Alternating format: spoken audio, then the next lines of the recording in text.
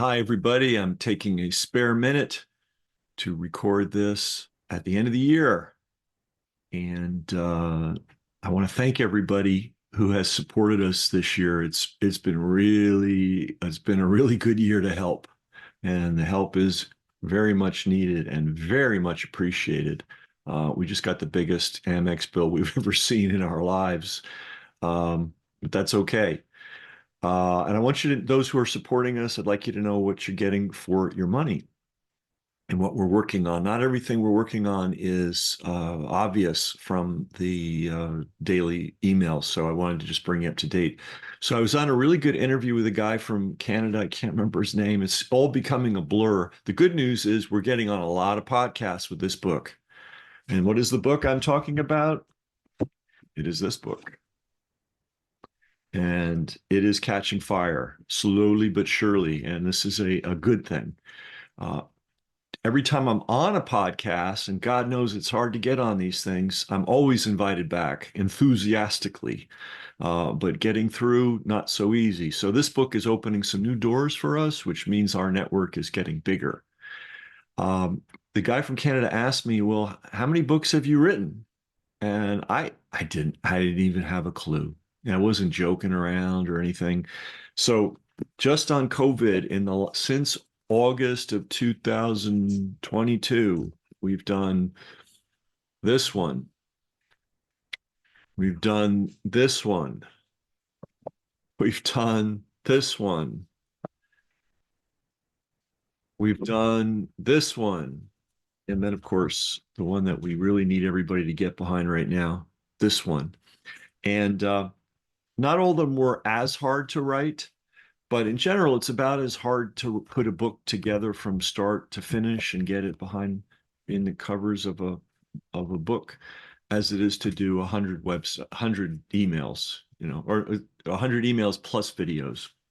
You probably notice, especially long-term subscribers, that we're doing more original content than ever before. We really started this with the COVID catastrophe because nobody else was. I mean, there's a lot of content out there, um, but it was slow to come. Good content was very slow to come, so we stepped in the breach and started making it. It is very time consuming and expensive. I mean, I have to actually pay people to help me to keep the content flow going. So whenever you see something original, somebody I had to pay for it. So your support when you see those original videos, that's what you're supporting. When you see these books come out, you're buying me the time to put these books together. Are we getting rich from the books? No, we're pricing them low, low, low, low. We're making $1, one big dollar on the What the Nurses Saw book. Why are we keeping the price low? Because we don't want to discourage anybody from getting it because of the price. However, we will probably raise the price a little bit later. Um, so lots of original content, lots of books, lots of websites, lots of videos, lots of original analysis. Lots of breaking stories. I am still amazed at why it is that we're the ones breaking so many stories when there's all these supposedly funded independent journalists out there working. I mean, I'm not going to name any names, but it's good that somebody's reading the Twitter files, but they're just reading files that somebody handed them. It's good that somebody's reading the back pages of the New York Times about the Jeffrey Epstein story. Excuse me, Wall Street Journal. It's good that somebody's reading the back pages of those articles to you. But I don't find that to be like super original journalism. I'm just saying. I'm just saying. What are we working on? Well, when this book came out, What the Nurses Saw, we immediately were being contacted by victim families. And this is a whole nother level of conversation than talking with the nurses. These are people that lost loved ones. These are people that went and had to claim the bodies. These are hard conversations to have, and they're necessary. And in the last week, I've probably had 8 hours worth. Why? Because I want to know what's going on. And it's apparent that if we don't do it here at Brasscheck, nobody else is going to do it. right? Nobody else sat down with the nurses and got their testimony and put it in a book. And I guess we're going to have to be the first to take the victim families and do the same. It's heavy lifting. I'm not complaining. I'm just explaining. And mostly, I want to thank all of our supporters. I know people are in different situations financially. So, if you can't support us financially, that's okay, but do share our links. But I do want to make an appeal. I know there's generous people out there. You might be writing checks to all kinds of organizations. You might compare what you're getting from us versus what you're getting from groups that literally raise millions of dollars to supposedly be part of the COVID resistance. Um, just saying. I'm just saying. We're at a point where, uh, you know, the more money, the better right now, because there's so many things that we need to do and want to do, and they take money. It's not just me volunteering and doing all this work anymore. I've got to actually write checks to people, and people should get paid for their work. And the more people I can hire and the more people I can pay, the more work we can do. So let me tell you what we're working on right now, which is not apparent from the emails. We've always been an activist group, right? We're not, it's one thing to be a journalist, or a podcaster. The journalist does their research and writes their thing and puts it out there. And then the podcaster, sees the report and has the person on and they yak about it. We've never thought that was sufficient. We've always done the activist part. Um, we were activists for New Orleans when the levees failed, and then U.S. Army Corps of Engineers lied about it. And we worked very closely for many, many years, and it was thousands of hours over those many years, helping make sure the truth came out about that story.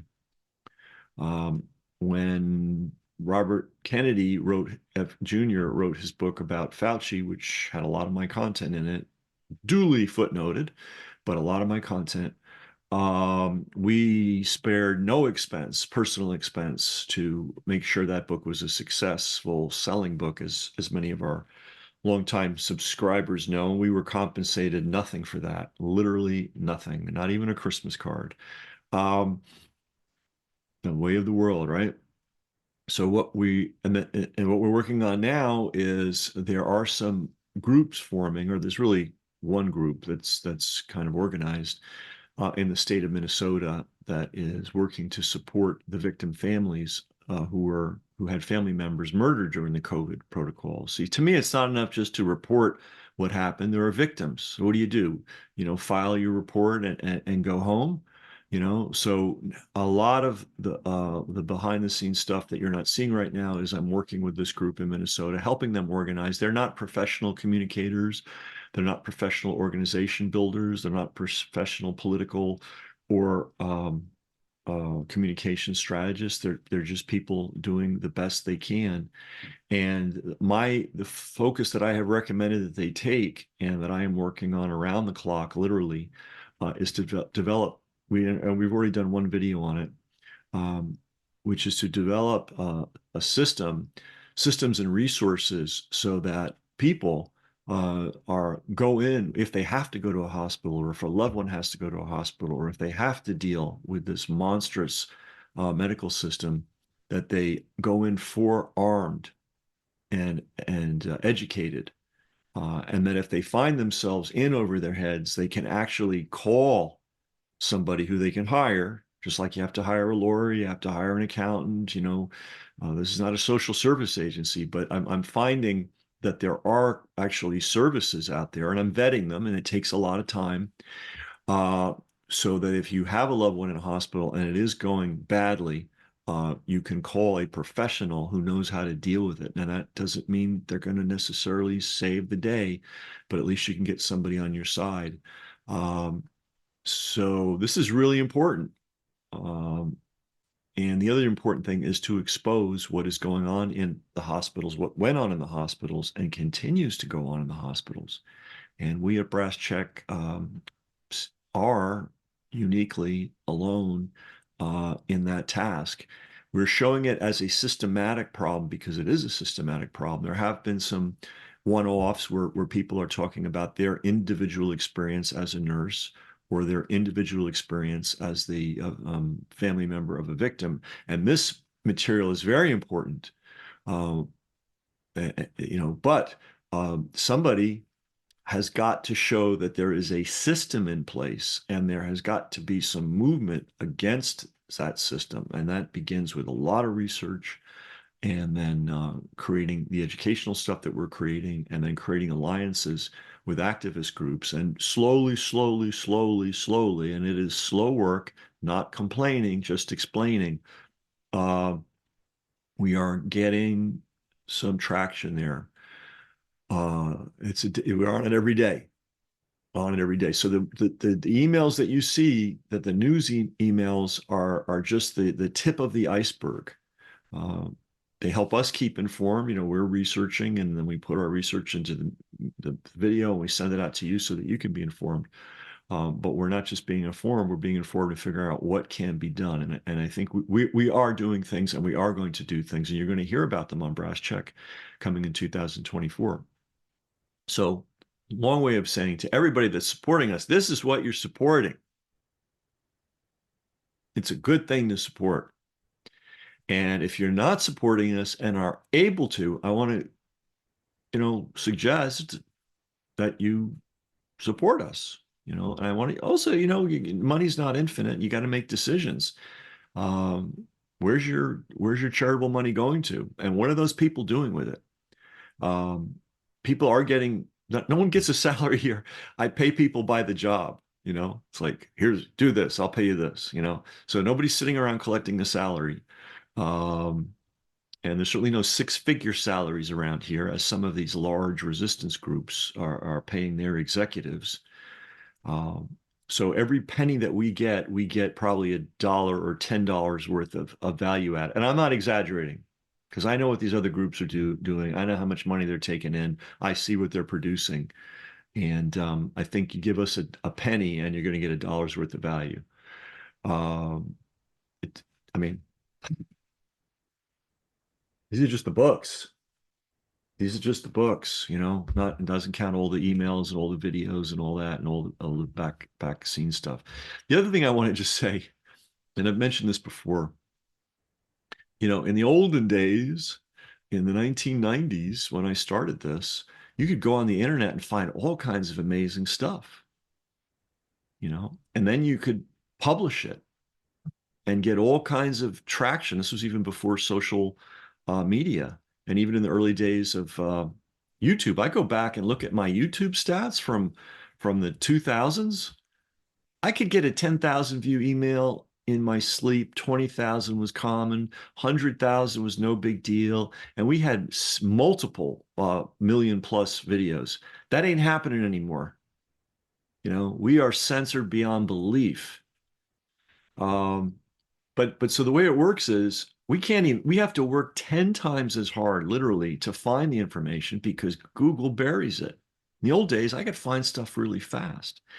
And then when we find stuff, we have to back it up on our own archives, because very often material that we find one day and we go back the next day and it's gone, right? Then we publish it and it gets taken down by YouTube, or I get my Twitter channel banned, which is still banned. I can't post to Twitter. My channel's still there. I can't post to it. So there's this, like, that's just on the journalist reporting side, right? That's why we went to books. So far, they're not burning books.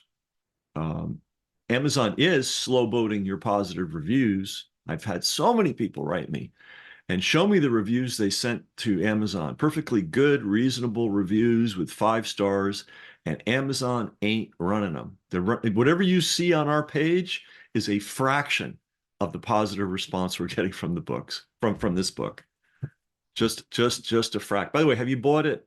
It's really a good book, and if you can buy more than one and give one to your library, give one to family members or friends who you think will understand the significance of this. So that's it. That's really just what I wanted to say. Thank you for everybody that's supporting us. I appreciate it very much. I realize not everybody's in a position to support, financially. But if you are, I really, it's hard to be objective, but I think we're kind of on the top of the pile in terms of efficiency and effectiveness and making sure the big issues are addressed and making sure we're not just yakking about them, but actually yakking and trying to do things about them. And that we're presenting the information in a comprehensible form. We're not sending you, 18-page technical articles with 5,000 footnotes. I know that's important stuff, but I'm not sure who that helps in the long run. We need a broad understanding among a broad group of the population, and we need to convert that understanding into action. My supporters know I send a letter every year, and I include um, how we approach things. If I can find the darn thing, I'll put it in the PDF below. But it's our guiding principles that we've had since day one, and it's not just telling bad news and or analyzing and uncovering things. It's also figuring out, okay, what are we going to do? And we have made progress. It's not maybe a big thing, but we finally got the Associated Press, the demon liars of journalism, to admit that New Orleans was a engineering catastrophe, not a weather catastrophe. That took 17 years. Why would you spend 17 years working on something like that? Because it matters. If we need to know what engineering works and what engineering doesn't work, and when engineering fails, we need to know that. That's kind of important. Otherwise, the whole world's going to fall apart. Planes are going to fall out of the sky, bridges are going to collapse. Engineers have got to be straight. So we took that on. Sandy Rosenthal obviously was the leader on that. But we were on that thing almost daily for years and years and years behind the scenes. So when you're supporting Brasscheck, you're supporting that. To all our supporting subscribers, thank you very much. And good luck to everybody in the coming new year. Merry Christmas. We're going to have some fun here. I'm going to turn off the computer for a couple of days, I think, and just live. All right. Thank you really from the bottom of my heart. Thanks to everyone that's supportive.